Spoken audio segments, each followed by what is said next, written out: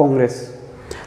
কংগ্ৰেছৰ বিষয়ে মই বিশেষ ক'ব বিচৰা নাই কংগ্ৰেছৰ বিষয়ে নিজেই যাব দলৰ কাৰ্যকৰ্তাসকলে যেতিয়া পদত্যাগ কৰে তেতিয়া আৰু কালি দুদিনমান আগতে এজনে পদত্যাগ কৰি ওলাই আহিছে আৰু তেওঁ কিছুমান কথা কৈ গৈছে আৰু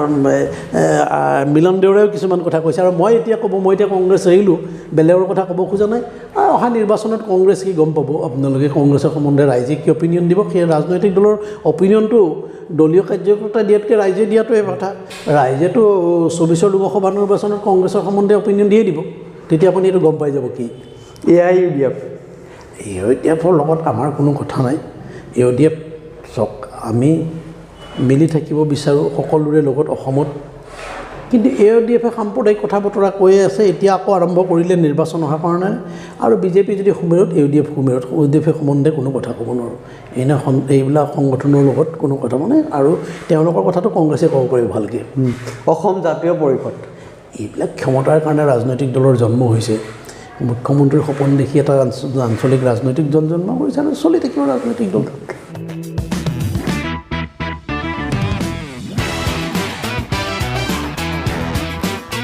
Pankaj Borbora welcome to non political podcast ধন্যবাদ দাদা ভালে আছে আছোঁ আজিৰ দিনটো কেনেকুৱা চলি আছে আপোনালোকক আজি ঠিকেই আছে বিহু চব বন্ধ এইবাৰ এনেকুৱা এটা অনুভৱ হৈছে যে বিহু বুলি মানুহে বহুত প্ৰায় 3-4 দিনমান বন্ধ পাইছে গুৱাহাটী প্ৰায় খালী নিচিনা খালী লাগিছে খালী কালি অলপ গুৱাহাটী ফুৰি আছোঁ মই ক'লোঁ আৰে একদম খালী যামো নাই আগতে বিহুত হয় কি আমাৰ যিদিনা উৰুকা হয় উৰুকাৰ দিনাটো বন্ধ নাথাকে মানুহে সাধাৰণতে এটা দিন বন্ধ পায় আৰু কেতিয়াবা ৰাজ্য চৰকাৰে 2টা দিন বন্ধ দিয়ে কিন্তু এইবাৰ এটা আগতে উৰুকাৰ আগদিনা হৈ গ'ল ছেকেণ্ড ছেটাৰডে বোধ হয় তাৰপিছত উৰুকা আজি বিহুৰ বন্ধ আৰু বিশেষকৈ বেংক বা কেন্দ্ৰীয় চৰকাৰৰ মানে বন্ধ হৈ গ'ল 3-4 দিনমান বন্ধ পাই মানুহ হয়তো নিজৰ ঘৰলৈ গৈছে মাক দেউতাক পৰিয়ালৰ ওচৰলৈ গৈছে কোনোবাই হয়তো ফুৰিবলৈও গৈছে সুযোগতে ফুৰি আহিম বুলি ভাবিছে সেইকাৰণে গুৱাহাটীত তোমালোকে নিশ্চয় দেখিছা এইকেইদিন ৰাস্তা খালী যিটো গুৱাহাটীত খালী হৈ গৈছে মই আজি দেখিছোঁ কিবা আৰু গুৱাহাটীখনত মানে ইমান খালী হৈ গ'লে ভালো নালাগে কেতিয়াবা খালী হৈ গ'লে তো জীৱনটো কেনেকুৱা চলি আছে আপোনাৰ জীৱন চলি আছে গতানুগতিক জীৱন আমাৰ চলি আছে এটা ব্যস্ততাপূৰ্ণ জীৱন চলি আছে সকলোৱে আৰু এই পডকাষ্টৰ থ্ৰুদি বহুতে গম নাপায় আজি জানিব আপোনাৰ ফাদাৰে চিএম আছিলে এটা সময়ত অসমৰ এই কথা বহুতে গম নাপায় কিন্তু বাট আপুনি চিএমৰ ল'ৰা মানে আমি দেখা পাওঁ যে চিএমৰ ল'ৰা হ'লে এটা ষ্টেটাছ মেইনটেইন কৰি চলে বাট আপোনাক তেনেকুৱা দেখা নাপাওঁ কিয় দেখা নাপাওঁ এইটো আপুনি জনাব ক'ব নোৱাৰোঁ হয়তো আমি হয়তো ক'ব নোৱাৰোঁ কি এটা আমিতো এজন সাধাৰণ নাগৰিক হিচাপে সাধাৰণ নাগৰিকে যিবিলাক কাম কৰি থাকে এজন নাগৰিক হিচাপে আমি নিজৰ কাম কৰি থাকোঁ আৰু মুখ্যমন্ত্ৰীৰ পুত্ৰ বুলি ভবা নাই হয়তো আৰু হয়তো আমাক তেনেকুৱা এটা সংস্কাৰো হয়তো দিয়া নাছিল যে ক্ষমতাৰ মানুহ থাকিলে বেলেগ হ'ব লাগে ক্ষমতা নাথাকিলে বেলেগ হ'ব লাগে তেনেকুৱা হয়তো আমাৰ প্ৰয়াত পিতৃ মাতৃয়ে তেনেকুৱা বিলাক সংস্কাৰো হয়তো দিয়া নাছিল ক'ব নোৱাৰোঁ কেনেকৈ চলি আছোঁ এনেকৈ আৰু তো আপুনি তেতিয়া আপোনাৰ বয়স কিমান আছিলে যেতিয়া আপোনাৰ ফাদাৰ মই ক্লাছ 7 মানত আছিলোঁ নেকি মানে আপুনি সুধিছে পিতৃ কেতিয়া মুখ্যমন্ত্ৰী আছিল মই ক্লাছ 7 মানত আছিলোঁ 7 মানত আছিলোঁ নি 6-7 পাহৰিলোঁ তো তেতিয়াৰ পৰা আপুনি কেনেকৈ ভাবিলে যে মই ৰাজনৈতিক জীৱনলৈ যাওঁ বা দেউতাৰ পৰা আপুনি কি শিকিছে বা কেনেকৈ আপুনি এনেকুৱা হ'ল যে যিহেতু এটা আমি জন্ম হৈছিল এটা ৰাজনৈতিক পৰিয়ালত জন্মৰ পৰা আমি ৰাজনীতি দেখিছোঁ সমাজৰ বিভিন্ন ক্ষেত্ৰৰ মানুহক লগ পাইছোঁ বহুতো ক্ষমতাখান মানুহকো লগ পাইছোঁ ভাৰতৰ কেন্দ্ৰীয় ৰাজনীতিত দপদপাই থকা মানুহকো লগ পাইছোঁ সাধাৰণ নাগৰিককো ৰিক্সাৱালা ঠেলাৰ লগতো লগ পাইছিলোঁ আমাৰ শৈশৱটো হয়তো তেনেকৈয়ে আমাক ডাঙৰ দীঘল কৰাইছিল পিতৃ মাতৃয়ে সেইকাৰণে ক'ব নোৱাৰোঁ এই সমাজৰ প্ৰতি কিবা এটা যেনিবা দায়বদ্ধতা বা এটা নিচা বা যি কয় তেনেকৈ হয়তো কেনেকৈ আহি ৰাজনীতিত সোমাই গ'লোঁ আৰু তো আপুনি কওক আপুনি অসমৰ চিএম ডক্টৰ হিমন্ত বিশ্ব শৰ্মাৰ লগত আপুনি বহুত ভাল বা এইটো থাকেও আপোনাৰ দেউতাও চিএম আছিলে আপুনি কওক কোনটো চিএমে আপোনাক বেছি কিবা এটা মেছেজ দিছিলে যিটো আপুনি নহয় গোটেই ৰাজনীতিটো অসমৰ ৰাজনীতিটো 80 চনৰ পৰা যেতিয়া অসম আন্দোলন আৰম্ভ হ'ল গোটেই ৰাজনৈতিক পৰিৱেশটো সলনি হৈ গ'ল তেতিয়া ৰাজনীতি আৰু আজি ৰাতিৰ ৰাজনীতিৰ বহুত পৰিৱৰ্তন আছিল মোৰ প্ৰয়াত পিতৃয়ে সেই সময়ত মুখ্যমন্ত্ৰী হিচাপে সমাজৰ কিছুমান কাম কৰিছিল আৰু হিমন্ত বিশ্ব শৰ্মা যাক আমি ছাত্ৰ ৰাজনীতিৰ পৰা একেলগেই আছিলোঁ প্ৰায় 30-32 বছৰ আমাৰ বন্ধুত্ব ৰাজনীতিৰ ওপৰতো আমাৰ এটা ব্যক্তিগত পৰ্যায়ৰ বন্ধুত্ব হ'ল তেওঁৰ উত্থান পতন আমাৰ বহুখিনি সময় আমি একেলগে অতিবাহিত কৰিছোঁ। মুখ্যমন্ত্ৰী হৈছে, তাৰ আগতে তেখেতে বিধানসভা 21 চনত বিধানসভাত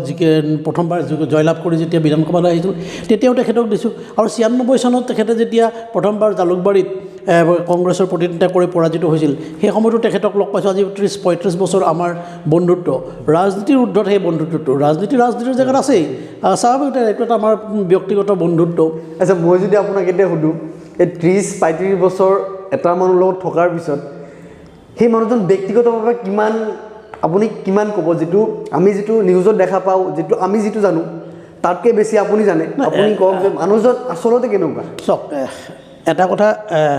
নিঃসন্দেহে আমি সকলোৱে মানি ল'ব লাগিব, আৰু সকলো বিৰোধী তেখেতক ৰাজনৈতিকভাৱে বিৰোধিতা কৰা সকলোৱে মানি লয় অসমৰ এজন বিচক্ষণ ৰাজনীতিবিদ আৰু এজন দক্ষ প্ৰশাসক, কিন্তু অতি কোমল অন্তৰৰ মানুহ। তেওঁ কেতিয়াবা দেখে অতি কোমল অন্তৰৰ মানুহ। তেওঁ সাধাৰণ মানুহৰ, দৰিদ্ৰ মানুহক কেনেকৈ সহায় কৰিব পাৰে আৰু অসমক কেনেকৈ তেওঁ আগবঢ়াই নিব পাৰে, তেওঁ এটা চিন্তা দুৰন্ত গতিৰে কাম কৰিব বিচাৰে। তেওঁ যে অসমক ক'ৰবাত এটা ষ্টেজলৈ লৈ যাব বিচাৰে নেকি, এটা জিদৰ মনোভাৱেৰে তেওঁ কাম কৰি অসমক আগবঢ়াই লৈ যাব বিচাৰিছে। আৰু বিচক্ষণ ৰাজনীতিবিদ, ৰাজনীতিৰ আৰু অসমৰ এনেকুৱা এটা পৰিৱেশ দেখিছোঁ, তেওঁ বহুত সময়ত আমি ওচৰৰ পৰা পাইছোঁ, বহু সময়ত একেলগে ৰাজনীতিৰ কামো আমি কৰিছোঁ। অসমৰ বিভিন্ন জাতি জনগোষ্ঠীৰ মানুহখিনিৰ প্ৰতি তেওঁৰ অতি দায়বদ্ধতা খুব বেছি যেন লাগে। সেই মানুহখিনিক কেনেকৈ লৈ আনিব পাৰি, কেনেকৈ আগবঢ়াই নিব পাৰি, গ্ৰাম্য অঞ্চলটো কেনেকৈ উন্নয়ন কৰিব পাৰি, আগবঢ়াই নিব পাৰি, সেই কথাটোত তেখেত গুৰুত্ব দিয়ে। আৰু প্ৰায়বিলাক অঞ্চলত মই দেখিছোঁ, আগতেও দেখিছোঁ আৰু এতিয়া ভাৰতীয় জনতা পাৰ্টীৰ লগত মই কাৰ্বি আংলঙত যেতিয়া নিৰ্বাচন অনুষ্ঠিত হৈছিল তেতিয়াও মই সেই নিৰ্বাচনৰ দায়িত্বত আছিলোঁ। অতপতে উত্তৰ কাছাৰৰ নিৰ্বাচনতো গৈছোঁ, বিভিন্ন জেগাত মই বিটিআৰৰ অঞ্চলতো গৈছোঁ। জনজাতি অঞ্চলসমূহত মুখ্যমন্ত্ৰী হিমন্ত বিশ্ব শৰ্মাৰ প্ৰতি অগাধ বিশ্বাস আছে। জনজাতি মানুহৰ তেওঁক মৰম কৰে, বিশ্বাসো কৰে যে এই মানুহজনে নেতৃত্ব ল'লে, আমাক যদি নেতৃত্ব দিয়ে আমাৰ সমস্যাবিলাক সমাধান হ'ব। তেখেতে সেই অঞ্চল মানুহখিনিৰ নেতৃত্বৰে সমস্যাসমূহ সমাধান কৰিবলৈ চেষ্টা অব্যাহত ৰাখিছে। আপোনাৰ বিষয়ে আমি অলপ জানিবলৈ কৰিছিলোঁ। আপুনি আগতে কংগ্ৰেছ কৰিছিলে, হয়, তাৰপিছত এতিয়া বিজেপি কৰি আছে। পৰিৱৰ্তন হোৱাৰ পিছত আপোনাৰ থিংকিংটো কেনেকুৱা চেঞ্জ হয়? চাওক, যিহেতু এতেই দুটা সৰ্বভাৰতীয় ৰাজনৈতিক দল, আৰু ৰাজনৈতিক দলবিলাকে সমাজক সেৱা কৰিব লাগে। কংগ্ৰেছত বহুদিন আছিলোঁ, প্ৰায় 27 বছৰ কংগ্ৰেছৰ লগত জড়িত আছিলোঁ। কিন্তু কংগ্ৰেছৰ পৰিৱৰ্তন এটা কথা স্বীকাৰ কৰিছোঁ, আজি কংগ্ৰেছত নাই বুলি কোৱা নাই। আজিও যোৱাকালিও মহাৰাষ্ট্ৰৰ কংগ্ৰেছৰ জ্যেষ্ঠ নেতা প্ৰাক্তন কেন্দ্ৰীয় মন্ত্ৰী মুৰলী দেওৰাৰ পুত্ৰ, যি কংগ্ৰেছৰ পৰা তেওঁ 4বাৰ বম্বে দক্ষিণ সমষ্টিৰ সাংসদ আছিল, তাৰপিছত ৰাজ্যসভাৰ 3বাৰ সদস্য আছিল। এটা সময়ত কংগ্ৰেছৰ ট্ৰেজাৰাৰ মুৰলী দেওৰাৰ পুত্ৰ মিলন দেওৰাইও কালি কংগ্ৰেছ ত্যাগ কৰিছে। এই কংগ্ৰেছৰ আগৰ কংগ্ৰেছ আৰু যোৱা 5-6 বছৰ 7 বছৰৰ ভিতৰত কংগ্ৰেছৰ মানে যথেষ্ট পৰিৱৰ্তন হৈছে। কংগ্ৰেছৰ পৰা মানুহ যিমান গৈছে, কংগ্ৰেছ এৰা মানুহে, আৰু কংগ্ৰেছে কৈছে কি এৰাৰ লগে লগে তেওঁ গ'লে আমাৰ ক্ষতি নহয়, তেওঁ কিবা স্বাৰ্থত গুচি গৈছে বুলি এৰে লগে লগে কৈ দিয়ে। এতিয়া জ্যোতিৰাদিত্য সিন্ধিয়াই যেতিয়া কংগ্ৰেছ এৰিছিল তেতিয়া কংগ্ৰেছ নেতৃত্বই কৈছিল তেখেতসকলে ৰাণী লক্ষ্মীবাইক বিৰোধিতা কৰিছিল। কেতিয়া ক'লে কথাটো? যেতিয়া তেওঁ কংগ্ৰেছ এৰিলে। জ্যোতিৰাদিত্য সিন্ধিয়াৰ ককাক মাধৱৰাও সিন্ধিয়াৰ পিতৃ, মই নামটো পাহৰিলোঁ, তেওঁ 57 চনতে কংগ্ৰেছৰ MP আছিল, বোধহয় 52 চনত। তাৰপিছত মাধৱৰাও সিন্ধিয়া কংগ্ৰেছৰ বহুবাৰ মন্ত্ৰী হ'ল, MLA MP হ'ল। জ্যোতিৰাদিত্য সিন্ধিয়াও কংগ্ৰেছৰ MP হ'ল, কংগ্ৰেছৰ ৱৰ্কিং কমিটিৰ মেম্বাৰ হ'ল। কিন্তু কেতিয়া তেখেতসকলে যে তেওঁলোকৰ পৰিয়ালে বা তেখেতসকলৰ গ্ৰেণ্ডফাদাৰে, তেওঁলোকে ককাকে ৰাণী লক্ষ্মীবাই বিৰোধিতা কৰা কথাটো কোৱা নাছিল। কংগ্ৰেছৰ পৰা যেতিয়া মানুহ ওলাই যায় তেতিয়াই তেওঁলোকে মানুহখিনিক কয়। মানে এনেকুৱা হয়, তেওঁলোকৰ লগত থাকিলে চব বাল্মীকি হয়, আৰু তেওঁলোকৰ লগ হৈ গ'লে মানুহবিলাক চবকে ৰত্নাকৰ বুলি ক'ব বিচাৰে। কিন্তু দুটা পাৰ্টিৰ মাজত পাৰ্থক্য আছে। কংগ্ৰেছ আজি দেখিছে বিৰোধী ৰাজনৈতিক দলবিলাক, অকল কংগ্ৰেছ নহয় বা বাকী বিৰোধী ৰাজনৈতিক দলবিলাক, যিটো ভাৰতবৰ্ষৰ মানুহে প্ৰত্যাখ্যান কৰিছে, তেওঁলোকে হয়তো বুজি পোৱা নাই। পৰিয়ালকেন্দ্ৰিক ৰাজনীতিটোৰ পৰা মানুহ ওলাই আহিব পাৰিছে। বিজেপিত সেইটো নাই, আৰু বিজেপিত হৈছে এটা কালেক্টিভ লিডাৰশ্বিপত কাম হয়। আৰু ইয়াত প্ৰথম কথাটো দেশ, আমি যিটো এতিয়া বিজেপিত আহিছোঁ, গোটেই কাম কৰাৰ পদ্ধতি বেলেগ। ইয়াত সাধাৰণ কাৰ্যকৰ্তা আহি দেশৰ গৃহমন্ত্ৰী হ'ব পাৰে, প্ৰধানমন্ত্ৰী হ'ব পাৰিব। কেন্দ্ৰীয় গৃহমন্ত্ৰী অমিত শ্বাহ 80 চনত আহমেদাবাদত তেওঁ এটা বুথ চেণ্টাৰৰ প্ৰেচিডেণ্ট আছিল। সেই অমিত শ্বাহ কেন্দ্ৰীয় গৃহমন্ত্ৰী হ'ল, বিজেপিৰ সভাপতি হ'ল। এতিয়া ৰাজস্থানত যিজন মানুহ মুখ্যমন্ত্ৰী হ'ল তেওঁ প্ৰথমবাৰৰ কাৰণে পাৰ্টীৰ সাধাৰণ সম্পাদক আছিল, প্ৰথমবাৰৰ কাৰণে বিধায়ক হৈ আহিছিল। বিধায়িনী দলৰ বৈঠকখন তেওঁৱে আহ্বান কৰিছিল, কিন্তু তেওঁ সেই মুহূৰ্তলৈ গম পাই নাপায় তেওঁক যে মানে কেন্দ্ৰীয় নেতৃত্বই মুখ্যমন্ত্ৰী পাতিব। ৰাজস্থানৰ নিচিনা, মধ্যপ্ৰদেশৰ নিচিনা জেগাত সাধাৰণ কাৰ্যকৰ্তাক আহি বিজেপিত ডাঙৰ পোষ্ট দিয়ে। খালি নিষ্ঠাৰে কাম কৰিব লাগিব, আপুনি নিষ্ঠাৰে দলৰ দেশৰ সেৱা কৰিলে তাত আপোনাক পুৰস্কৃত হয়, আৰু যদি আপুনি কাম কৰাৰ সময়ত কেতিয়াবা বেয়া হয় তাত আপোনাৰ ওপৰত ব্যৱস্থাও হয়। এই দুয়োটাই আছে বাৰু। আপুনি কওক, সাধাৰণ মানুহৰ এটা মনৰ কোৱেশ্যন এইটো হয় যে আমি দল যে চেঞ্জ কৰোঁ, কিয় কৰোঁ, এইটো আপুনি এজ এ সাধাৰণ মানুহক কেনেকৈ বুজাব? আমি এটা আশা লৈ বাৰু সাধাৰণ মানুহে এটা আশা লৈ এটা চিন্তাধাৰাৰে কাম কৰে। যেতিয়া ৰাজনৈতিক দলটো বা সেই অনুষ্ঠানটো, যিকোনো আজি ৰাজনৈতিক দল হয়, কোনোবা এটা অনুষ্ঠানৰ লগত জড়িত হয়, যেতিয়া অনুষ্ঠানটোৰ দেখে যে নিজৰ যিটো যাত্ৰা পথৰ পৰা সলনি হৈ যায়, যেতিয়া সলনি হৈ যায় তেতিয়া স্বাভাৱিকতে সেই তাত মানুহৰ মনৰ যেতিয়া অমিল হয় যে এই ঘটনাবিলাক হৈছে ইয়াৰ লগত চাব নাই। এতিয়া আপুনি এটা ঘটনা হৈছে চাওক, মানুহে আলোচনা কৰিছে অলপ দিন আগতে কংগ্ৰেছে কৈছিল বাগানে বাগানে কিবা এটা প্ৰগ্ৰেম কৰিছিল, বাগান অঞ্চললৈ গৈছিল। এতিয়া সামাজিক মাধ্যমত এখন ফটো দেখিছিলোঁ যে পৱন সিং ঘাটোৱাৰ ডাঙৰীয়া বাগানলৈ গৈছে ভূপেন বৰা আৰু কংগ্ৰেছৰ নেতাসকলৰ লগত। কি কাৰণে গৈছে? বাগানৰ শ্ৰমিকসকলৰ বা বাগানত যিসকল মানুহ থাকে, চাহ বাগিচা অঞ্চলত যিখিনি মানুহ থাকে বা চাহ বাগিচাৰ শ্ৰমিকসকলৰ খবৰ ল'বলৈ গৈছে। তেওঁলোকৰ জীৱন ধাৰণ কেনেকৈ আছে, কি কষ্টত আছে। যে পৱন সিং ঘাটোৱাৰ চাহ জনগোষ্ঠীৰ এজন শক্তিশালী নেতা আছিল। তেওঁ 91 চনত লোকসভালৈ নিৰ্বাচিত হৈ কেন্দ্ৰীয় মন্ত্ৰী হৈছিল। প্ৰায় 30-40 বছৰ তেওঁ MP মন্ত্ৰী চব আছিল। আৰু লগত গৈছে কোন? আমাৰ তিতাবৰৰ কংগ্ৰেছৰ যিজন বিধায়ক ভাস্কৰ বৰুৱা। কোনোবা এটা ছ'চিয়েল মিডিয়া পেজত দেখিলোঁ তেওঁ গৈছে। বাগানৰ শ্ৰমিকসকল, এতিয়া আমি যিটো জানো তেওঁ বহুকেইখন বাগানৰ মালিক, তেওঁ যদি বাগানৰ শ্ৰমিকখিনিৰ সমস্যাখিনি সমাধান কৰে, পৱন সিং ঘাটোৱাৰে যদি অসম চাহ মজদুৰ সংঘৰ সভাপতি আছিল বা এতিয়াও আছে, ভাৰতৰ চবতকৈ এটা ডাঙৰ চাহ মানে সংগঠন, তাত থকা মানুহখিনিয়ে যেতিয়া ক্ষমতাত নাথাকে তেতিয়া খবৰ ল'ব যায়। যদি সেই তেওঁ ক্ষমতাত থকাখিনি সময়ত যদি খবৰ ল'লেহেঁতেন, তেওঁলোকৰ সমস্যাবিলাক সমাধান কৰিলেহেঁতেন। আপুনি যেতিয়া চাহ বাগিচা অঞ্চললৈ যায়, আমিতো সঘন গৈ আছোঁ, আৰু মোৰ জন্ম হৈছিল তিনিচুকীয়াত, তাততো ওচৰত চব চাহ বাগিচা। প্ৰায় আমাৰ এই যে 30-40-45 বছৰ প্ৰায় দিনাই বাগানৰ বিভিন্ন বাগানৰ ভিতৰৰ অঞ্চললৈ গৈছিলোঁ। মোৰ প্ৰয়াত পিতৃ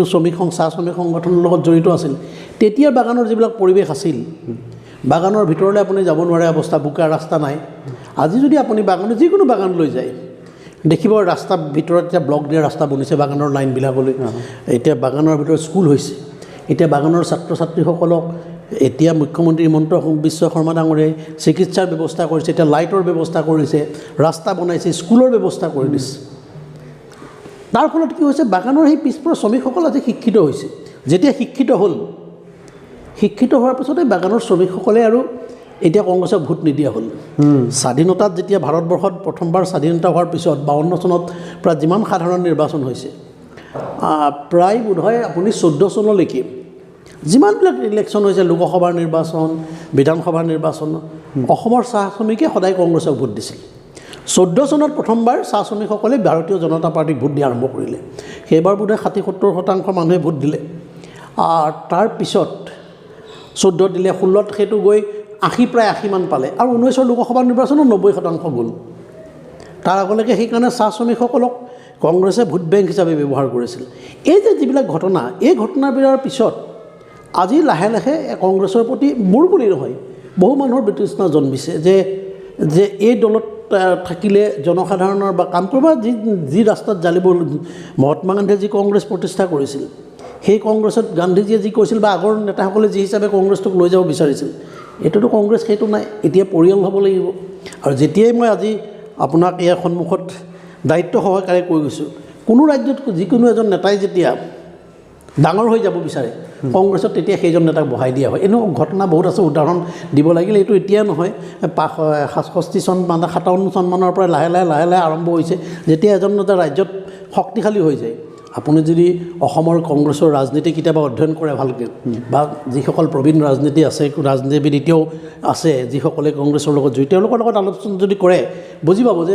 কোনোবা এজন নেতাই যেতিয়া বাঢ়ি যায় এয়া অকল এনেকুৱাই নহয় এতিয়া গোলাম নবী আজাদ আঁতৰি গ'ল আঁতৰাই দিয়া হ'ল যিয়ে বাঢ়ি যায় হিমন্ত বিশ্ব শৰ্মা আঁতৰি গ'ল যেতিয়া ক্ষমতা বাঢ়ি যায় যে সেই দুটাজন হ'লে কিজানি কংগ্ৰেছৰ সেই যে জ্যেষ্ঠ পৰিয়াল যিটো পৰিয়ালৰ কৰি থাকিব লাগিব নমস্কাৰ আপুনি সেই পৰিয়ালৰ বস্তুটো মই অকণমান কওঁ ইয়াতে যে মই সুধিছিলোঁ এজন মানুহক যে আপুনি এটা কথাত কি ক'ব কংগ্ৰেছ মানে কি কৈছিল যে এইটো এনেকুৱা এটা দল মানে ফেমিলিৰ ভিতৰত ৰাখাটো দল হয় আপুনি মানেনে কথাটো হয় ফেমিলিৰ মানত হয় চাওক আপুনি এই বস্তুটো কেতিয়া আৰম্ভ হৈছিল এইটো বোধ হয় 1939 চনত 38-39 চনতে যেতিয়া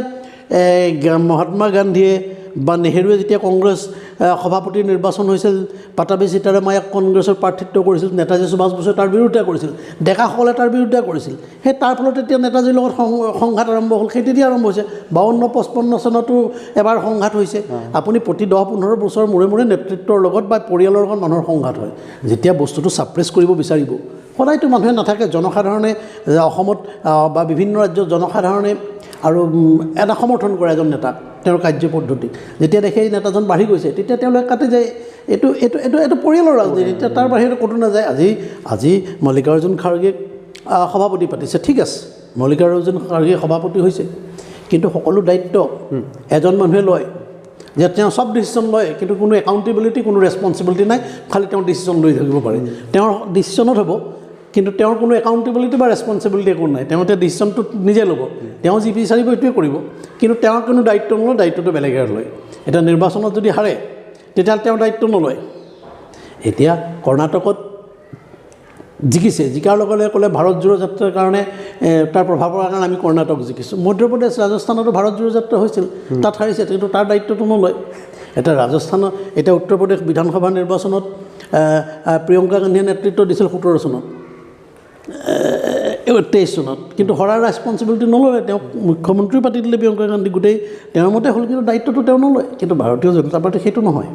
ভাৰতীয় জনতা পাৰ্টি এটা কালেক্টিভ লিডাৰশ্বিপত কাম কৰে কোনেও ইয়াত ক'ব নোৱাৰে যে যিটো ডিচিশ্যন লয় কোনেও ক'ব নোৱাৰে ইয়াত প্ৰধানমন্ত্ৰী নৰেন্দ্ৰ মোদী ডাঙৰীয়াও ক'ব নোৱাৰে আৰু অসমৰ আমাৰ এতিয়া যিমানখিনি দেখিছোঁ দায়িত্ব বা পাৰ্টীৰ যিখিনি সিদ্ধান্ত হ'ব মুখ্যমন্ত্ৰী ডাঙৰীয়াই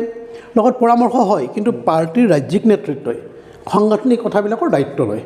আৰু আমাৰ দেখিছিলে আপুনি ভাৰতীয় জনতা পাৰ্টীৰ যিখন নিৰ্বাচনী ঘোষণা পত্ৰ আছিল এতিয়া নহয় এতিয়া আৰ্টিকল 370 লৈ 96 চনৰ মানৰ পৰাই আছিল প্ৰতিখন ঘোষণা পত্ৰতে 57 চন মানৰ পৰাই আৰ্টিকল 370 ডিমাণ্ড কৰা আছিল হোৱা নাছিল যেতিয়া আমাৰ সংখ্যাগৰিষ্ঠ আছে তেতিয়া আমি কৰিছোঁ আমাৰ ঘোষণা পত্ৰ বা আমি যিটো বিচাৰধাৰা বা যিটো চিন্তাধাৰা বা যিটো আদৰ্শৰ পৰা কিন্তু আঁতৰি কংগ্ৰেছে আৰু কংগ্ৰেছৰ পৰিয়ালকেন্দ্ৰিক কথা বতৰাটোৱেই লাহে লাহে আজিও কংগ্ৰেছৰ কোনোবা এজন অন্ধ্ৰপ্ৰদেশত বোধহয় কংগ্ৰেছ সভানেত্ৰী কংগ্ৰেছ প্ৰেচিডেণ্টে ৰিজাইন দিছে লাহে লাহে সংঘাত নাই যিচাম মানুহে নিজৰ চিন্তাধাৰাৰে সমাজৰ কাৰণে কাম কৰিব বিচাৰে সেইবিলাক মানুহে হয়তো আৰু বেছি দিন দেখিব আৰু ইয়াতো লাহে লাহে আৰু হয়তো এসপ্তাহ 10 দিনৰ ভিতৰত আৰু অসমতো আৰু মানুহে দল ত্যাগ কৰিব তাত আৰু বেছি দিন থাকিব নোৱাৰে এইটো ফাইনেল ইয়াত আৰু হ'ব এতিয়া হয়তো কিছুমান মানুহৰ কাৰণে বা কিছুমান কথা বতৰাৰ কাৰণে ভাৰতীয় জনতা পাৰ্টিত কিছুমানৰ কাৰণে হয়তো দৰজাখন বন্ধ হৈ আছে আমি বিচাৰধাৰাৰ মতে যিখিনি মানুহ আকৰ্ষিত হ'ব সেইখিনি মানুহক ল'ব আৰু বিভিন্ন সময়ত চাই মেলি মুখ্যমন্ত্ৰী মানুহে মহোদয় কেতিয়াবা কৈ আছে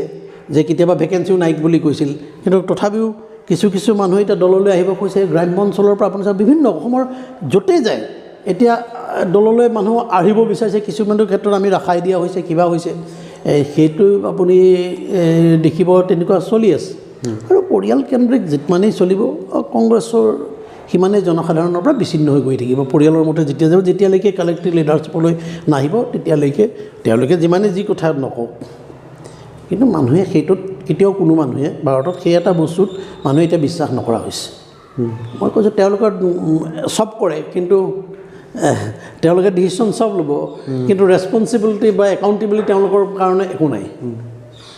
তো আপুনি কওক এতিয়া আমাৰ নন পলিটিকেল আৰু এটা টপিক সেইটো হ'ল আপোনাৰ আনফিল্টাৰ্ড এটা কাহিনী আপুনি ক'ব লাগিব আপোনাৰ হল লাইফত এনেকুৱা এটা কিবা এটা কাহিনী যিটো আপুনি ছ'চিয়েল মিডিয়াত কোৱা নাই আজি প্ৰথমবাৰ ছ'চিয়েল মিডিয়াত আপুনি ক'ব মানে কাহিনীটো যেনেকুৱা ধৰণৰ কাহিনী হওক আপোনাৰ লাইফত হৈ যোৱা কিবা এটা ঘটনা হিষ্ট্ৰী তেনেকুৱা এটা হিষ্ট্ৰী টেলিং নহয় যে হিষ্ট্ৰী ক'বলৈ মানে কেনেকুৱা ধৰণৰ কথাটো ক'বলৈ যিটো হওক মানে আপোনাৰ লাইফত হৈ যোৱা তাৰমানে এইটো আপুনি বা আজিও মনত পৰে বাট আপুনি ক'ব লগা প্লেটফৰ্ম নাপায় হয় বাট আপুনি মন খুলি ক'ব বিচাৰে বাট নাপায় নাই মই তেনেকুৱা কথা কোনো তেনেকুৱা ঘটনা নাই তেনেকুৱা কোনো বিশেষ ঘটনা নাই হয়তো সৰু আছিলোঁ তেতিয়া আমি কিতাপত স্কুলত পঢ়িছিলোঁ ভাৰতৰ প্ৰধানমন্ত্ৰী কোন ৰাষ্ট্ৰপতি কোন স্কুলত তোমালোকে আমি যিটো পঢ়ি দিয়ে ফটো দিয়ে যিদিনা অসমত মোৰ প্ৰয়াত পিতৃয়ে মুখ্যমন্ত্ৰীৰ দায়িত্ব লৈছিল পিছদিনা বাতৰি কাকত দেখিছিলোঁ তেতিয়া বস্তুটো এই আমি সৰু আছিলোঁ তেতিয়াই বুজিব সেইটো এটা সদায় ঘটনা মানুহৰ মাজত ৰেখাপাত কৰে আৰু কেতিয়াবা ৰাস্তাত হয়তো আমি বহুত মানুহক চিনি নাপাওঁ বহুত মানুহক চিনি নাপাওঁ ৰাস্তাত পাৰ হৈ গ'লোঁ কেতিয়াবা দোকানত বজাৰ কৰিবলৈ ওলাই অহাৰ পিছত সিজনে সিজনক কোৱা শুনো পিছফালৰ পৰা যে আমি মুখ্যমন্ত্ৰীৰ পুত্ৰ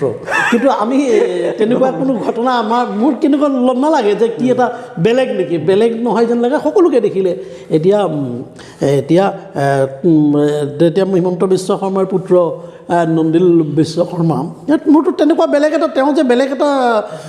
প্ৰাণী বা বেলেগ হেৰি তেনেকুৱা যেন নালাগে আৰু মুখ্যমন্ত্ৰীটো তেনেকুৱা নহয় সাধাৰণ হয় আজিকালি 80 চনৰ পিছত অলপ চিকিউৰিটি কিছুমান ঘটনা প্ৰবাহৰ কাৰণে ভাৰতবৰ্ষত চিকিউৰিটি অলপ বাঢ়ি গৈছে তাৰ বাহিৰে তেওঁতো বিভিন্ন সময়ত আপুনি যদি লগ পাই য'ত ত'ত ওলাই যাব আমি বিভিন্নখন আমি গৈছোঁ মন্ত্ৰী থকা অৱস্থা আমি বহুত জেগাত ঘূৰিছোঁ তেওঁ সন্ধিয়াটো এনেই ওলাই যায় ওলাই মানুহৰ লগত মিলি থাকিব বিচাৰে কিন্তু এতিয়া চিকিউৰিটিবিলাক বাঢ়ি যোৱাৰ কাৰণে সেইটোৱে ঘটনা মনত ঘটনা সেইটোৱে তাৰ বাহিৰে বিশেষ মানে কোৱা নাই আজি যেতিয়া সুধিছে কৈছোঁ এইটো আৰু মানুহে মই তেতিয়া ভাবোঁ যে এইটো কি কথাটো কয় যে কেনেকৈ পৰিৱৰ্তন নাজানো আৰু এইটো মানে অকণমান হ'ব লাগে বাট নোহোৱাটো বহুত ভাল এটা আপোনাৰ যে বেলেগো আপুনি গম নাপায় যে আমি বেলেগ বুলি নাভাবোঁ যে বিষয়টো যে এটা বেলেগ আমি মানুহ আমি যে এটা বেলেগ ক্লাছ বা বেলেগ প্ৰিভিলেজ ক্লাছ বুলি আমি নাভাবোঁ আমি এজন সাধাৰণ নাগৰিক বুলিয়ে ভাবোঁ সেইটোৱে ভাবিব লাগে দেশৰ মানুহৰ মাজত যদি মিলি নহয় ক্ষমতা আজি আছে কাইলৈ নাই এইবিলাক বস্তু বৰ ডাঙৰ কথা ৰাইজে দিছে ৰাইজে আস্থা কৰিছে বিশ্বাস কৰিছে কিন্তু আমিতো মানুহৰ লগতে থাকিব লাগিব মৃত্যু হ'লেতো আপুনি শ্মশানতে যাব লাগিব সেই তাতোতো এই প্ৰয়াত মুখ্যমন্ত্ৰী তৰুণ গগৈ সেই নৱগ্ৰহ শ্মশানতে দিছে আন বহু সাধাৰণ মানুহ ৰিক্সা ঠেলাৱালাকো লৈ যায় এদিন এজন মই থকা অৱস্থাত কোনোবা এজন মানুহ মই পাহৰিলোঁ কাৰ অন্ত্যেষ্টিক্ৰিয়াত গৈছিলোঁ তেতিয়া এজন ল'ৰা মই চিনি পাওঁ সি লৈ যে তাৰ ঘৰৰ কাষৰ 4জনমান নাই যে বোলে ঘৰৰ কাষৰ ৰিক্সাৱালাজন গৈছে তেতিয়া প্ৰধানমন্ত্ৰীও গৈছে মুখ্যমন্ত্ৰী তৰুণ গগৈও তাতে অন্ত্যেষ্টিক্ৰিয়া সম্পন্ন কৰে মোৰ প্ৰয়াত পিতৃকো নৱগ্ৰহ শ্মশানতে আমি অন্ত্যেষ্টিক্ৰিয়া সময়ত সাধাৰণ এজন দায় মৃত্যুৰ সময়ততো সকলো একেই কিন্তু ক্ষমতাটোৰ পৰা মানুহে যিটো কয় ক্ষমতাই মানুহক অন্ধ কৰে বা ক্ষমতাই মূৰত ধৰিব নালাগে নহ'লে ৰাইজে কেতিয়া প্ৰত্যাখ্যান কৰে ক'ব নোৱাৰোঁ হয়তো কাৰোবাৰ মানুহক দেখিছোঁ 10 বছৰ 15 বছৰ মন্ত্ৰী হৈ যোৱাৰ পিছত ক্ষমতাই মূৰত ধৰা মানুহ আমি দেখিছোঁ আৰু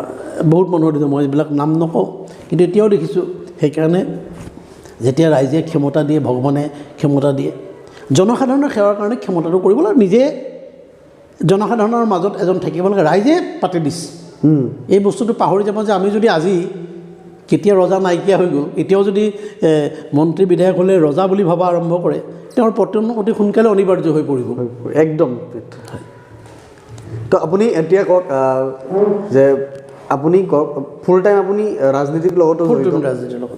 তো ৰাজনীতিত যেতিয়া অকণমান অৱসৰ লয় বা আপুনি বা মাইণ্ডটো ফ্ৰেছ কৰিব আপুনি কি ধৰণৰ কাম কৰে কেতিয়াবা ধৰক ঘৰত গ'লে মই কেতিয়াবা কিতাপ বিভিন্ন কিতাপ পঢ়োঁ আৰু ৰাজনৈতিক মই বিশেষ গল্প উপন্যাসতকৈ আৰু ৰাজনৈতিক লিখনিবিলাক মই অট'বায়'গ্ৰাফিবিলাক যেতিয়া আহে পঢ়ি ভাল পাওঁ অলপতে এখন কিতাপ পঢ়ি আছিলোঁ এটা কিতাপখন বিভিন্ন কাৰণত মাজতে শেষ কৰিব পৰা নাই বিশিষ্ট সাংবাদিক নিৰ্জা চৌধুৰীয়ে হাউ প্ৰাইম মিনিষ্টাৰ ডিচাইড নে কিবা এটা এখন কিতাপ উলিয়াইছে দেশৰ প্ৰধানমন্ত্ৰীখিনিক লৈ সেই কিতাপখনত এনে বহু কথা আছে সেই কিতাপখন এতিয়া পঢ়ি আছোঁ মানে আহিলে ঘৰত থাকিলে কেতিয়াবা টিভি চাওঁ আৰু পৰিয়ালৰ লগত সময়খিনি বাকীখিনি সময় কটাওঁ সেইটো বাকী বিশেষ একো নাই আপুনি মুখপাত্ৰ যিটো স্পেক পাৰ্চন বুলি কয় হয় সেইটো আপুনি এজ এ সাধাৰণ মানুহ কেনেকৈ বুজা যাব এইটোৰ দায়িত্বটো কি বা কেনেকৈ ধৰণৰ কাম কৰিব লাগে দলৰ যিবিলাক কথা বতৰা চলে জনে ধৰা আজি এটা আমি যিটো ক'ব লাগে দল বা চৰকাৰৰ মুখপত্ৰ থাকে দলে বিভিন্ন বিষয়ৰ ওপৰত যদি বক্তব্য ৰখাব লগা হয় আমি সেই দলৰ নীতিটো লৈ বক্তব্য আমি দিব লাগে বাতৰি কাকতত টিভিত আৰু দলৰ বক্তব্যটো আমি প্ৰকাশ কৰিব লাগে দলৰ যিটো লাইন বা নীতি থাকে সেই নীতিটোৰ ভিত্তি কৰি আমি কথা বতৰাখিনি ক'ব লাগে সেইখিনিয়ে তাৰমানে মুখপত্ৰ সেইখিনি কাম তো আপুনি কওক কেতিয়াবা আপুনি মুখপাত্ৰৰ পৰা কেতিয়াবা বিধায়ক বা MP হ'বলৈ চকে এই বিষয়বস্তু ভাৰতীয় জনতা পাৰ্টীত তেনেকুৱা হ'ম বুলি ক'লেও কোনো হ'ব নোৱাৰে আপোনালোকে গম পাব ভাৰতীয় মই আগতে কৈছোঁ সাধাৰণ মানুহজন মুখ্যমন্ত্ৰী হৈ গ'ল এতিয়া ভাৰতীয় জনতা পাৰ্টীত যিটো বিচাৰধাৰা আমাৰ যিটো বিচাৰধাৰা আছে সেই বিচাৰধাৰাৰ ভিত্তিত আমাক প্ৰথমতে শিক্ষা দিছে হৈছে ৰাষ্ট্ৰ নিৰ্মাণ মানে আমাক প্ৰথমতে কৈ দিয়ে যে দেশ প্ৰথম তাৰপিছত দল তাৰপিছত ব্যক্তিগত কথা বতৰা আৰু যিটো দেখিছোঁ সাধাৰণ কাৰ্যকৰ্তাসকলে ইয়াত যদি নিষ্ঠাৰে কাম কৰে তাৰ পুৰস্কাৰ পাইছে অতীততো পাইছে বৰ্তমানো পাইছে ভৱিষ্যতে পাব সাধাৰণ মানুহ গৈ কেন্দ্ৰীয় গৃহমন্ত্ৰী হৈছে প্ৰধানমন্ত্ৰী হৈছে মুখ্যমন্ত্ৰী হৈছে হিমন্ত বিশ্ব শৰ্মা নতুনকৈ আহিছে তথাপিও দলে যোগ্যজনক যথাচিত সন্মান দিছে মুখ্যমন্ত্ৰীৰ দায়িত্ব তেওঁক দিছে দললৈ দলৰ প্ৰতিষ্ঠাকালৰ পৰা বহুত যোগ্য মানুহ আছে তথাপিও দলে সেইখিনি ছেক্ৰিফাইচ কৰিছে যে এই মানুহজনক দি আমি দেশৰ কাম কৰিব লাগিব ৰাষ্ট্ৰ নিৰ্মাণৰ কথা কৈছে দেশৰ কাম কৰিব লাগিব আমি ছেক্ৰিফাইচ কৰিছে আজি জ্যেষ্ঠ বহু নেতা আছে যোগ্য নেতাও ভাৰতীয় জনতা পাৰ্টীত অসমত আছে কিন্তু মুখ্যমন্ত্ৰী এতিয়া সৰ্বানন্দ সোণোৱাল ডাঙৰীয়াক দিছোঁ সৰ্বানন্দ সোণোৱাল ডাঙৰীয়া বোধহয় 12 চনমানত ভাৰতীয় জনতা পাৰ্টীত যোগদান কৰিছিল তেওঁ 16 চনত মুখ্যমন্ত্ৰী হৈছিল 11-12 চনমানত যোগদান কৰিছে আৰু হিমন্ত বিশ্ব শৰ্মাই 15 চনত যোগদান কৰিছে 21 চনত মুখ্যমন্ত্ৰী হৈছে ভাৰতীয় জনতা পাৰ্টীৰ গোটেই বিষয়টো আজি ভাৰতীয় জনতা পাৰ্টীৰ এগৰাকী জ্যেষ্ঠ নেতা হিচাপে সৰ্বানন্দ সোণোৱালৰ মুখ্যমন্ত্ৰী হিচাপে দিছে আমি সকলোৱে জানো প্ৰায়বিলাক আজি সৰ্বভাৰতীয় পৰ্যায়ত স্বীকৃতি লাভ কৰিছে ভাৰতীয় জনতা পাৰ্টীৰ এগৰাকী জ্যেষ্ঠ নেতা হিচাপে ভাৰতীয় জনতা পাৰ্টীয়ে মুখ্যমন্ত্ৰী ডাঙৰীয়াক হিমন্ত বিশ্ব শৰ্মাক দায়িত্ব দিছে আৰু তেওঁ সেই দায়িত্বটো নিষ্ঠাৰে পালন কৰিছে ইয়াত সাধাৰণ কাৰ্যকৰ্তা হিচাপে আমাক এটা দায়িত্ব দিছে মোক এখন জিলাৰ সাংগঠনিক কাম কাজ চোৱা চিতাৰো দায়িত্ব দিছে উজনি অসমৰ যোৰহাটৰ নিচিনা এখন জিলাত মই দলত নতুনকৈ আহিছোঁ কিন্তু দলে মোৰ ওপৰত আস্থা প্ৰকাশ কৰিছে আৰু ময়ো দলৰ কাৰণে যিখিনি মোক দায়িত্ব দিছে মই নিষ্ঠাৰে পালন কৰিবলৈ চেষ্টা কৰিছোঁ বাকী MLA বিধায়ক MP যি হয় এই দলে নিৰ্ভৰ কৰিব দলে যি দায়িত্ব দিব আমি পালন কৰি যাব লাগিব আমাৰ প্ৰথম কথাটো হৈছে ৰাষ্ট্ৰ নিৰ্মাণ আপুনি কওক এতিয়া যে এজ এ সাধাৰণ পাৰ্চন যে যদি ৰাজনীতিক জীৱনটো ষ্টাৰ্ট কৰে কেৰিয়াৰটো ষ্টাৰ্ট কৰে কেনেকৈ কৰিব আৰু কি পইণ্ট মানে এইকেইটা পইণ্ট হ'লে যে মই বা বেলেগ এজন পাৰ্চনে ছাকচেছফুল মানুহজনৰ নহয় ৰাজনীতি বুলি নহয় মানুহজনৰ সমাজৰ কাম কৰিবৰ কাৰণে সমাজক সেৱা কৰাৰ এটা মন থাকিব লাগিব যে মই সমাজক কাম কৰিম বাৰু কোনটো ৰাজনীতিত যাম কোনটো দেশৰ কথা আজিকালিতো প্ৰায়বিলাক মানুহে শিক্ষিত হৈ গ'ল এতিয়া শিক্ষিতৰ হাৰো বৃদ্ধি পাইছে আপুনি আজিকালি আৰু মানুহক মিছা কথা ক'ব নোৱাৰে আপুনি ভাষণ দি আছে আৰু ইউটিউবত আপোনাৰ ডাটাটো সাধাৰণ দৰ্শকজনে ছাত্ৰজনে চাই আছে আপুনি মিছা কথা ক'ব নোৱাৰে যিটো সত্য কথা এইটোৱে ক'ব লাগিব যে মিছা কথা ইমান কাম কৰি দিলোঁ মই হৈ গ'ল ইমান কাম এইটো আপুনি মিছা কথা ক'ব নোৱাৰে আপুনি যিখিনি কৰিছে সেইখিনি কৰিব লাগিব আপোনাক আজিকালি সামাজিক মাধ্যমত লিখিও দিয়ে আৰু বহুতে প্ৰশ্ন কৰে গতিকে আপুনি সমাজৰ কাম কৰিবলৈ প্ৰথম মনটো লাগিব যে মই সমাজৰ কাম কৰিম তাৰপৰা স্বাভাৱিকতে সমাজৰ কাম কৰিলে কোনোবাই ৰাজনৈতিক দলত জইন কৰি সমাজৰ কাম কৰিব বিচাৰে কোনোবাই NGO কৰি সমাজৰ কাম কৰি প্ৰথম মনটো হ'ব লাগিব সমাজৰ কাম কৰিম বুলি তাৰপিছত ৰাজনৈতিক দললৈ আহিলে বাকীখিনিতো ৰাজনৈতিক দলবিলাকে ঠিক কৰিব কোনটো দলৰ নীতি কি আছে আজিতো নীতিবিলাকো প্ৰায়বিলাক দলে যে আজি কমিউনিষ্টসকলে কংগ্ৰেছ আজি মাৰ্ক্সবাদী কমিউনিষ্ট পাৰ্টীয়ে কংগ্ৰেছৰ বিৰোধিতা কৰিলে এতিয়া কংগ্ৰেছৰ লগ হৈ গৈছে এনেকুৱা কিছুমান কথা হৈছে সেই কথাবিলাকো চিন্তা চৰ্চা কৰিছে এতিয়া আপুনি জনসাধাৰণে কিটো বিচাৰিছে তাৰ ওপৰত আপুনি ৰাজনীতিটো কৰিব লাগিব এখন কিতাপ লৈ কোনোবা এজন পণ্ডিতৰ এখন কিতাপ লৈ আপুনি ৰাজনীতি কৰি থাকিলেতো নহ'ব আমাৰ ভাত কাপোৰৰ সমস্যাটো মানুহৰ সমাধান কৰিব লাগিব দৰিদ্ৰ মানুহৰ কামখিনি সমাধান কৰিব লাগিব আপুনি এটা বস্তু লক্ষ্য কৰকচোন যে ভাৰতবৰ্ষত ৭৫ বছৰ হ'ল স্বাধীনতা হোৱাৰ বহুত চৰকাৰ হ'ল এতিয়া কয় যে পণ্ডিত নেহেৰুৱে আধুনিক ভাৰতৰ নিৰ্মাতা বুলি কয় ঠিক আছে ইণ্ডাষ্ট্ৰি বনাইছিল কিনে এখন কৰিছিল বেলেগ কথা কিন্তু স্বাধীনতাৰ ৭৫ বছৰৰ পিছত দেশৰ প্ৰধানমন্ত্ৰী এজনে মহিলাৰ কাৰণে এটা শৌচালয় বনোৱাৰ এটা স্কিম কৰিব লগা হৈছে ভাবি চাওক ৭৫ বছৰৰ পিছত এতিয়া মহিলাৰ শৌচালয় বনাব লগা হৈছে আৰু এই আজি মহিলাসকলে গাঁৱত যি এটা অৱস্থাত বাস কৰিব লগা হৈছিল এতিয়া প্ৰতি ঘৰ মানুহৰ ঘৰত শৌচালয় হৈছে তাৰমানে এতিয়া শৌচালয় বনোৱাৰ পিছত গম পাইছে কিমান কোটি মানুহৰ কাৰণে শৌচালয় বনাব লগা হৈছে আমি 150 কোটি মানুহ আছে তাত 30-35 কোটি মানুহৰ কাৰণে এতিয়া শৌচালয় বনাওঁ তাৰমানে ইমান আমি ক'ত কি কৰিলোঁ সেইকাৰণে এখন চিনেমা বনি গ'ল কি টয়লেট এক প্ৰেম কাহিনী কিবা এখন চিনেমাও বনি গ'ল নহয় সেই টয়লেটটো সেই চিনেমাখন চলাই গম পায় যে টয়লেটটোৰ ইম্পৰ্টেঞ্চ কিমান মহিলাসকলে আজি 100 বছৰ হৈ গ'ল ডিমাপুৰলৈ যেতিয়া ৰেল লাইন আহিছিল 100 বছৰ আগতে 75 বছৰ নগালেণ্ডৰ ৰেল লাইন যোৱা নাই নগালেণ্ডৰ ভিতৰলৈ 75 বছৰৰ পিছত নগালেণ্ডৰ পৰা এতিয়া ভিতৰলৈ ৰেল লাইন গৈছে আজি 75 বছৰৰ পিছত ত্ৰিপুৰালৈ ৰাজধানী এক্সপ্ৰেছ চলিছে আমাৰ ৰাজধানী এক্সপ্ৰেছ চলা গুৱাহাটীলৈ অহা ৰাজধানী এক্সপ্ৰেছ 20-25 বছৰ হৈ গ'ল ত্ৰিপুৰা এখন ৰাজ্যৰ ৰাজধানী আজি 1.5 বছৰ 2 বছৰ আগতে ত্ৰিপুৰালৈ ৰাজধানী গৈছে এতিয়া মণিপুৰলৈ গুজ ট্ৰেইন গৈছে স্বাধীনতাৰ 75 বছৰৰ পিছত সিমান আমি আজি এইটো কিয় হৈছে তাৰমানে মানে হয় কেন্দ্ৰীয় চৰকাৰে সেই সময়ত আজিকালি নকয় আগতে ৰিফাইনেৰীৰ কাৰণে অসমে আন্দোলন কৰিব লগা হৈছিল আগতে ৰিফাইনেৰীৰ কাৰণে আন্দোলন কৰিব লগা হৈছিল দলঙৰ কাৰণে আজিকালিতো দলঙৰ কাৰণে ৰিফাইনেৰী প্ৰধানমন্ত্ৰী নৰেন্দ্ৰ মোদীয়ে দায়িত্ব লোৱাৰ পাছত উত্তৰ পূৰ্বাঞ্চলতো আন্দোলন হোৱা নাই যে আমাক এই বস্তুটো লাগে বুলি আজি আপুনি ইম্ফলৰ ৰেল লাইন গুচি গ'ল নগালেণ্ডৰ ভিতৰলৈ ৰেল লাইন গ'ল এই কথাবিলাক হয়তো কেন্দ্ৰীয় নেতৃত্বই বিচাৰ আছে আমাক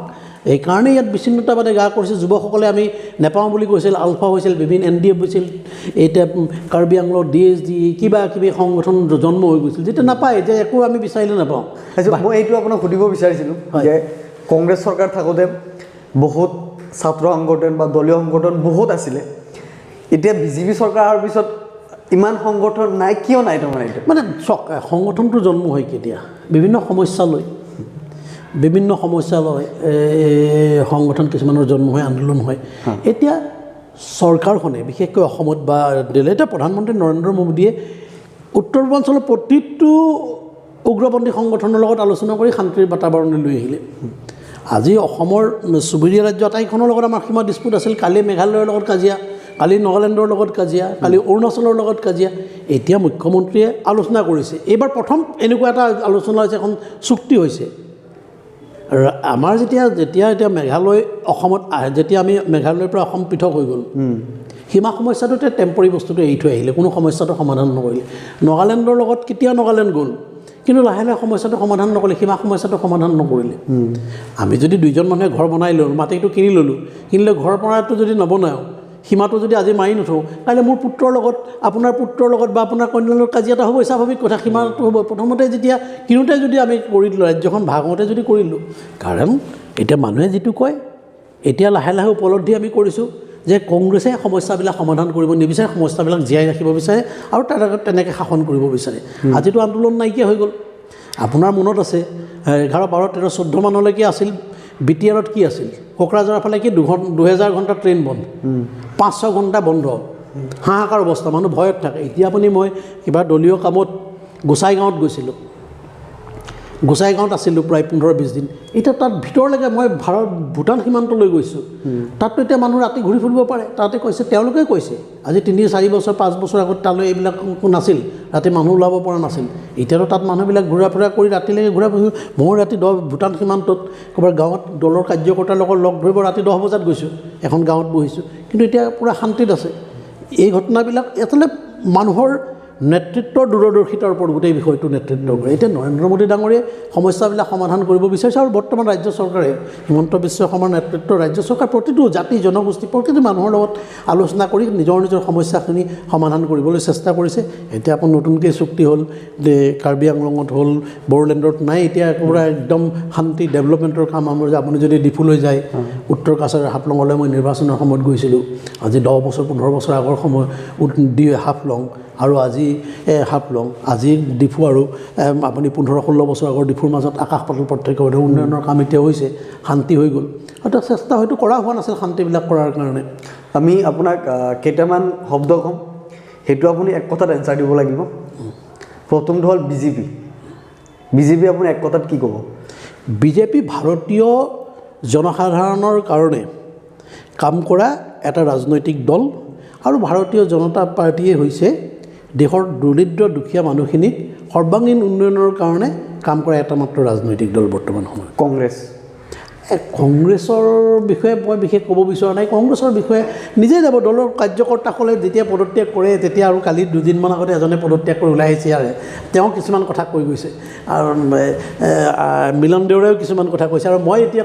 কংগ্ৰেছ এৰিলোঁ বেলেগৰ কথা ক'ব খোজা নাই আৰু অহা নিৰ্বাচনত কংগ্ৰেছ কি গম পাব আপোনালোকে কংগ্ৰেছৰ সম্বন্ধে ৰাইজে কি অপিনিয়ন দিব সেই ৰাজনৈতিক দলৰ অপিনিয়নটো দলীয় কাৰ্যকৰ্তা দিয়াতকৈ ৰাইজে দিয়াটোৱে কথা ৰাইজেতো 24 লোকসভা নিৰ্বাচনত কংগ্ৰেছৰ সম্বন্ধে অপিনিয়ন দিয়ে দিব তেতিয়া আপুনি এইটো গম পাই যাব কি AIUDFৰ লগত আমাৰ কোনো কথা নাই AIUDF চক আমি মিলি থাকিব বিচাৰোঁ সকলোৰে লগত অসমত কিন্তু AIUDFে সাম্প্ৰদায়িক কথা বতৰা কৈ আছে এতিয়া আকৌ আৰম্ভ কৰিলে নিৰ্বাচন অহাৰ কাৰণে আৰু বিজেপি যদি সুমেৰত AIUDFে সম্বন্ধে কোনো কথা ক'ব নোৱাৰোঁ এইবিলাক সংগঠনৰ লগত কোনো কথা মানে আৰু তেওঁলোকৰ কথাটো কংগ্ৰেছে ক'ব পাৰিব ভালকৈ অসম জাতীয় পৰিষদ এইবিলাক ক্ষমতাৰ কাৰণে ৰাজনৈতিক দলৰ জন্ম হৈছে মুখ্যমন্ত্ৰীৰ সপোন দেখি এটা আঞ্চলিক ৰাজনৈতিক দল জন্ম কৰিছে আৰু চলি থাকিব ৰাজনৈতিক দল আপোনাক এটা ৰিপিট ফাই আমাৰ দুটা অপশ্যন থাকিব তাৰ পৰা এটা চিলেক্ট কৰিব লাগিব অনলি ওৱান পাৰ্চন চিলেক্ট কৰিব লাগিব প্ৰথমটো হ'ব হিমন্ত বিশ্ব শৰ্মা ডাঙৰীয়া আৰু সৰ্বানন্দ সোণোৱাল ডাঙৰীয়া আপুনি অনলি ওৱান ডিচাইড কৰিব লাগিব মানে কাক ভাল পাওঁ হিমন্ত বিশ্ব শৰ্মাৰ লগত মোৰ ৰাজনৈতিক সম্বন্ধতকৈ ব্যক্তিগত সম্বন্ধ মোৰ বন্ধু আৰু স্বাভাৱিকতে বন্ধুজনৰ প্ৰতি উইকনেছ এটা নিশ্চয় থাকিব তো তাৰপিছত আহিব মোদী ডাঙৰীয়া আৰু আপোনাৰ অমিত শ্বাহ হয় নৰেন্দ্ৰ মোদী আজি বিশ্বৰ নেতা নৰেন্দ্ৰ মোদী আৰু বিশ্বৰ আজি নেতা আজি বিশ্বৰ চবতকৈ জনপ্ৰিয় নেতা আৰু অমিত শ্বাহ এজন দক্ষ প্ৰশাসক ভাৰতৰ উন্নয়নৰ কাৰণে নৰেন্দ্ৰ মোদীৰ যিদৰে প্ৰয়োজন বহুদিনলৈ অমিত শ্বাহৰ সিমানেই প্ৰয়োজন আছে আপুনি অনলি ওৱান ক'ব লাগিব এইটো আমাৰ পাৰ্ট হয় এইটো ওৱান ডিচাইড কৰিব লাগিব ডেফিনেটলি নৰেন্দ্ৰ মোদী অ'কে তাৰপিছত আহিব ৰাহুল গান্ধী আৰু সোনিয়া গান্ধী ৰাহুল গান্ধীতকৈ সোনিয়া গান্ধী বহুত ওপৰত ৰাহুল গান্ধীৰ লগত মানে সোনিয়া গান্ধীৰ লগত ৰাহুল গান্ধীৰ তুলনা নহয় আমি কংগ্ৰেছত থকা অৱস্থাত দুইজন নেতাকে দেখিছোঁতো তথাপিও সোনিয়া গান্ধীৰ জনসাধাৰণৰ প্ৰতি অলপ দায়বদ্ধ আছে যিকেইটা কথা বতৰা কয় আপুনিও দেখিছে অলপ কথাত গুৰুত্ব থাকে এওঁ যি টি কথা কৈ দিয়ে সোনিয়া গান্ধীৰ লগত ৰাহুল গান্ধীৰ তুলনা নহয় আৰু এটা হ'ব অসমৰ নেক্সট CM কোন হ'ব মানে নেক্সট CM মানে অহা বছৰ CM কোন আহিব মানে যেতিয়ালৈকে হিমন্ত বিশ্ব শৰ্মাই বিচাৰিব আৰু অসম বিজেপিৰ নেতৃত্বই যেতিয়ালৈকে বিচাৰিব হিমন্ত বিশ্ব শৰ্মা অসমৰ মুখ্যমন্ত্ৰী থাকিব থেংক ইউ ছ' মাছ দাদা কেনেকুৱা লাগিলে আপোনাৰ পডকাষ্ট কৰি আপুনি জনাব মানে ঠিক আছে ভালেই লাগিছে অ'কে তো আশা কৰোঁ আমি আকৌ লগ পাম আৰু কনচেপ্ট পডকাষ্ট কৰিম thank you so' much thank you আৰু তোমাৰ লগত দীৰ্ঘায়ু কামনা কৰিছোঁ ভালকৈ কৰা thank you so' much thank U